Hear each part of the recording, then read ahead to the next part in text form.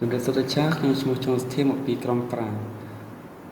problem សត្វមនៈពួកយើងបានលើកឡើងមកគឺប្រជាជនកម្ពុជាជាច្រើនអ្នកកំពុងនឹងប្រឈមមុខនឹងជំងឺទឹកនោមផ្អែមដោយសារការបរិភោគអាហារដែលសម្បូរជាតិស្ករខ្ពស់និងខ្វះចំណេះដឹងក្នុងការធ្វើរបបអាហារនេះគឺជាសុភាសិតដែលពួកខ្ញុំបានលើកឡើងមកគឺគំហូបតាមឃ្លានកុំហ៊ានតាមចង់ នេះគឺជា problem អ្វីជាក់ស្ដែងដែលពួកយើងបានតសុភាពក៏ផ្ទាល់គឺបញ្ហាទីមួយគឺគាត់គ្មានពេលវេលាគ្រប់គ្រាន់សម្រាប់ចម្អិនអាហារគឺអាហារសុខភាពគឺយើងត្រូវការពេលចំណាយចម្អិនអាហារគឺយើងពិ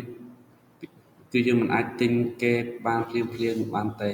ហើយចំណែកបញ្ហាទីពីរគឺបញ្ហាកង្វះថវិកាគឺ យើងដឹងថាអាហារសុខភាពគឺត្រូវការបន្លែនិងផ្លែឈើស្រស់ៗសម្រាប់ទ្រទ្រង់សុខភាពផងជឿដូច្នេះយើងត្រូវការចំណាយថវិកាដើម្បីទិញប្រភេទអាហារទាំងនោះគឺទី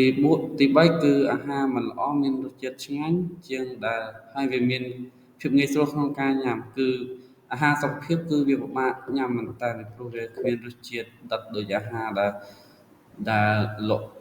ដែលដោយអាហារ fast food ដែលពួកគេមានការចូលចិត្តញ៉ាំច្រើននិងមានភាពងាយស្រួលញ៉ាំគឺទី4គឺការកង្វះចំណេះដឹងក្នុងការធ្វើរបបអាហារគឺពួកគាត់មិនបានសិក្សាស្រាវជ្រាវអំពីការធ្វើរបបអាហារប្រចាំថ្ងៃរបស់ពួកគាត់នេះគឺជា solution របស់ពួកយើងដែលពួកយើងបានលើកឡើងមកគឺពួកយើងបានលើកឡើងមកថាលក់អាហារដែលជាបន្លែសុខភាពនិងទឹកផ្លែឈើគិតស្រស់ៗ គឺការលក់អាហារដែលជាបន្លែសុខភាពនិងទឹកផ្លែឈើគិតស្រស់ៗគឺអាចជួយឲ្យពួកគាត់ដោះស្រាយបញ្ហាបែបនេះបានគឺពួកគាត់អាចជាវទិញពីពួកយើងហើយនឹងទឹកផ្លែឈើពួកយើងបានព្រោះពួកយើងមានលក់ជាប្រភេទអាហារសុខភាពនិងទឹកផ្លែឈើសុខភាពព្រមគ្នាចំណែក target customer របស់ពួកយើងគឺចាប់ពីអាយុ20ឆ្នាំដល់60ឆ្នាំដែលទីតាំងរបស់ពួកយើង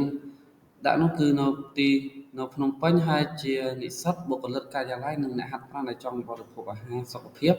អ្នកដែលចង់សម្រកទម្ងន់ឬផ្លាស់ប្ដូររបបអាហារនេះគឺជាប្រវត្តិថាដែលពួកយើងបាន design គឺពួកយើងបាន design ជាប្រភេទអាហារនិងប្រភេទ drink ព្រោះយើងដឹងថាប្រភេទអាហារ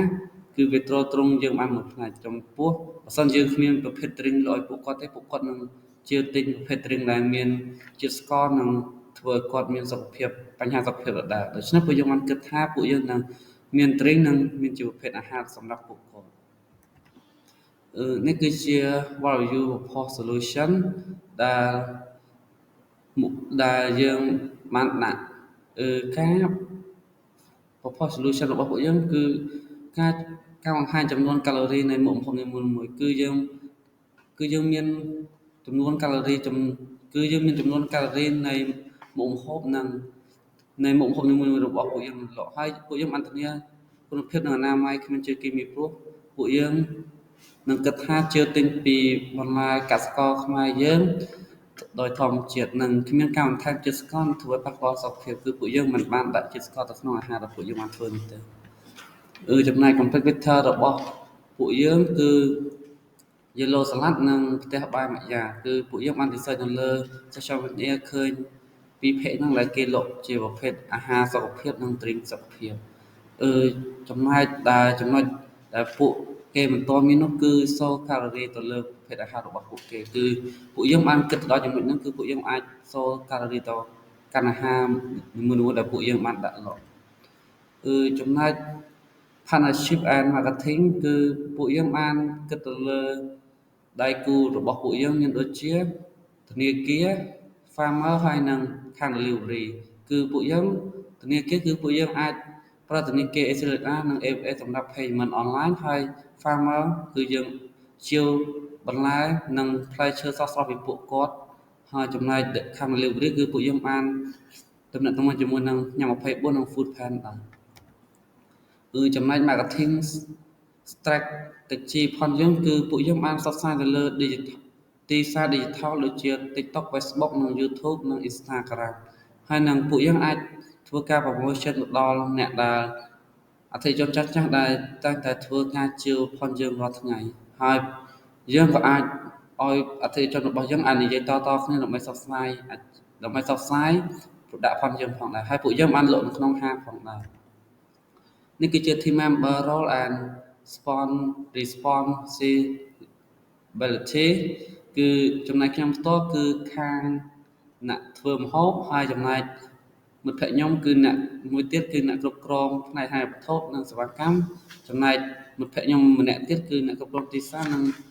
មិត្តភក្តិខ្ញុំចុងក្រោយគឺអ្នកគ្រប់គ្រងការដឹកជញ្ជូននិងគ្រប់គ្រងសេវាកម្មនេះគឺជា revenue ដែលពួកយើងបានពីការលក់អាហារនិងទឹកផ្លែឈើគឺពួកយើងបានគិតថាពួកយើងនឹងអាចរកលុយបានពីការលក់អាហារនិងការដឹកជញ្ជូននេះគឺជា scalability ដែលពួកយើងគិតគឺរយៈពេលវែងគឺពួកយើងអាចបង្កើតជាអាហារគំរូទឹកផ្លែឈើហើយនឹងជាប្រភេទបង្ហាញកាឡូរីទៅដល់មុខម្ហូបរបស់យើងមួយហើយរយៈពេលប្រជុំគឺពួកយើងអាចបង្កើត logo និង mark និង page ឬ website ដែលពួកយើងអាចដាក់លក់បានហើយរយៈពេលវែងគឺពួកយើងអាចរកទីតាំងដែលល្អដូចជាទីតាំងជិតកន្លែងហាត់ប្រាណនិងសាលាជាដើមនេះគឺជា reference របស់ពួកយើងជាចុងក្រោយខ្ញុំសូមអរគុណ teacher ក្នុងការទស្សនាវីដេអូមួយនេះ